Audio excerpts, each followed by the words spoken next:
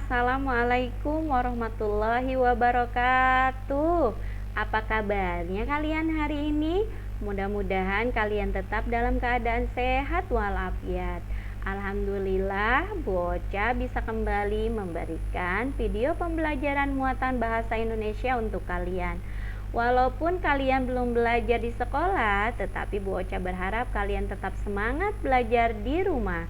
Karena belajar muatan bahasa Indonesia di rumah insya Allah lebih mudah. Sebelum kalian menyimak video pembelajaran dari Bu Ocha, alangkah baiknya kita berdoa terlebih dahulu. Berdoa di dalam hati dimulai.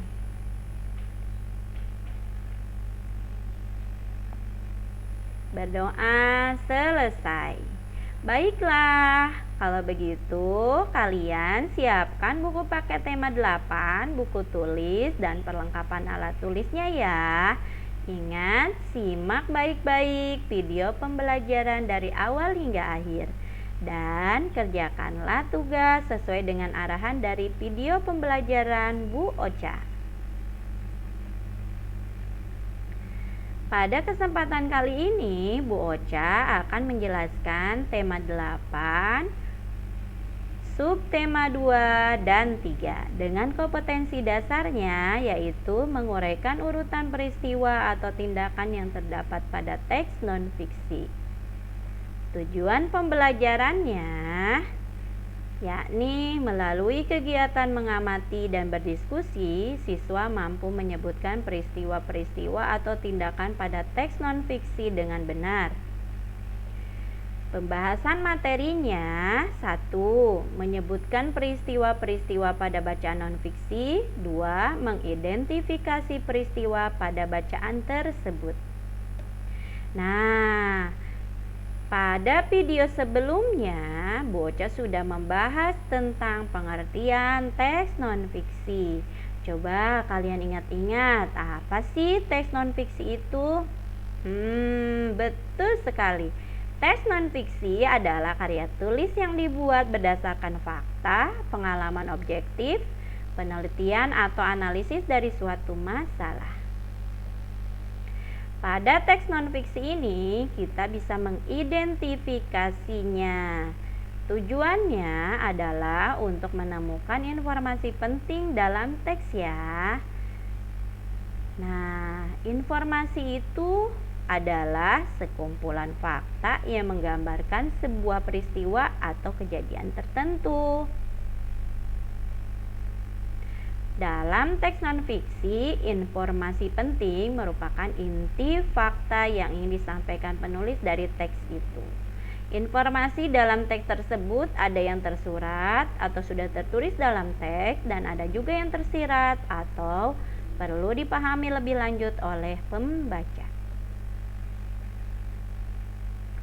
Bagaimana cara mengidentifikasi teks non-fiksi?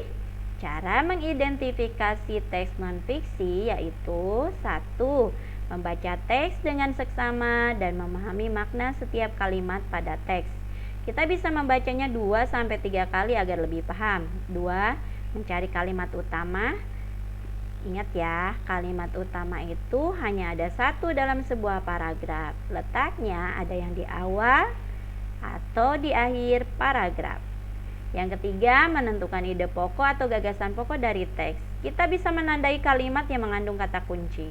Yang keempat, kita bisa menggunakan kata tanya apa, kapan, siapa, di mana, mengapa, dan bagaimana untuk mencari tahu informasi penting dan menyajikannya dalam kesimpulan. Coba kalian buka buku tema 8 halaman 80. Di sana terdapat sebuah teks bacaan. Bu Ocha akan membacakannya dan kalian simak baik-baik ya. Desa Kandri. Desa Kandri yang berada di Kecamatan Gunung Pati, Kota Madia, Semarang ini merupakan desa yang masih alami dengan pemandangan alam serta keindahannya. Desa ini merupakan desa wisata karena mempunyai banyak potensi mulai dari alam sampai dengan budaya aslinya yang masih dilestarikan. Di desa ini juga terdapat juga kerajinan batik, sulam, serta budidaya belut. Desa wisata Kanri ini masih berada satu kawasan dengan destinasi wisata Goa Kreo. Desa ini dinobatkan sebagai desa wisata karena desa Kanri masih menjaga kelestarian keindahan alamnya dan keaslian budayanya. Mayoritas penduduknya bekerja sebagai petani, sebagian lagi berprofesi sebagai pengrajin batik dan budidaya belut.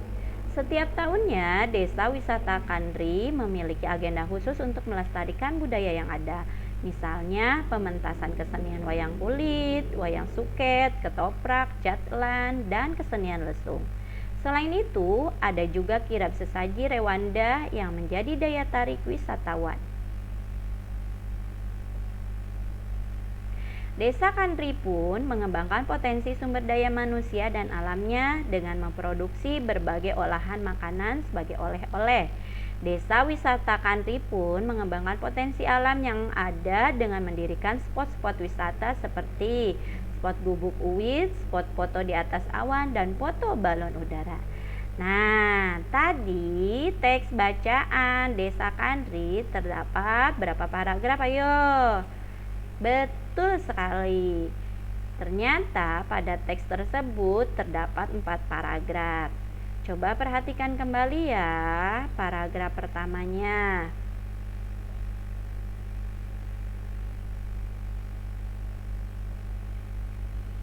Desa Kanri yang berada di Kecamatan Gunung Pati, Kota Madya, Semarang ini merupakan desa yang masih alami dengan pemandangan alam serta keindahannya. Desa ini merupakan desa wisata karena mempunyai banyak potensi mulai dari alam sampai dengan budaya aslinya yang masih dilestarikan. Di desa ini juga terdapat juga kerajinan batik, sulam, serta budidaya belut. Nah, siapa yang bisa menentukan kalimat utamanya? Di mana ya letaknya? Ingat, kalimat utama itu ada di awal atau di akhir paragraf. Bagaimana caranya? Kamu perhatikan saja kalimat penjelasnya. Kalimat penjelasnya menjelaskan kalimat yang awal atau yang akhir ya.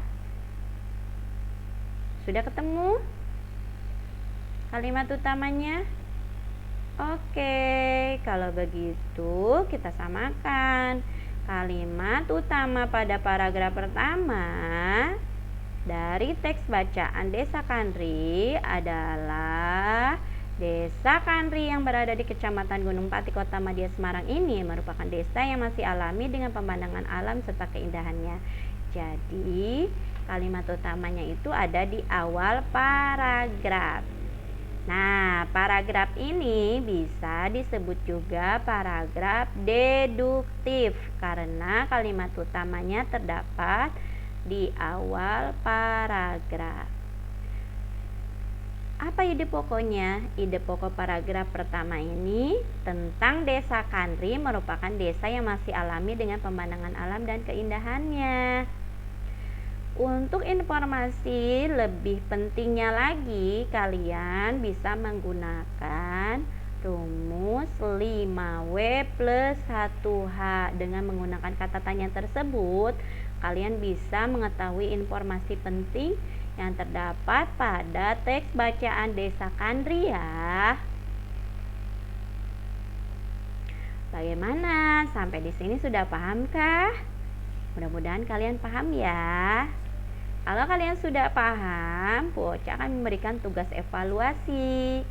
Kerjakanlah soal latihan akhir tema 8 subtema 2 halaman 104 muatan bahasa Indonesia bagian A dan hots halaman 108 nomor 1 saja. Berikutnya, soal latihan akhir subtema 3 halaman 153 bagian A nomor 1 sampai 4 dan hots halaman 157. Ingat ya, jawabannya ditulis di buku tulis dengan jelas dan kirimkan fotonya kepada Bu Ocha. Alhamdulillah, video pembelajaran muatan bahasa Indonesia dari Bu Ocha sudah selesai. Bu Ocha ucapkan terima kasih banyak bagi kalian yang sudah menyimak video pembelajaran dari awal hingga akhir. Mudah-mudahan video yang diberikan Bu Ocha bermanfaat untuk kalian semua. Sampai jumpa kembali di video pembelajaran berikutnya. Wassalamualaikum warahmatullahi wabarakatuh.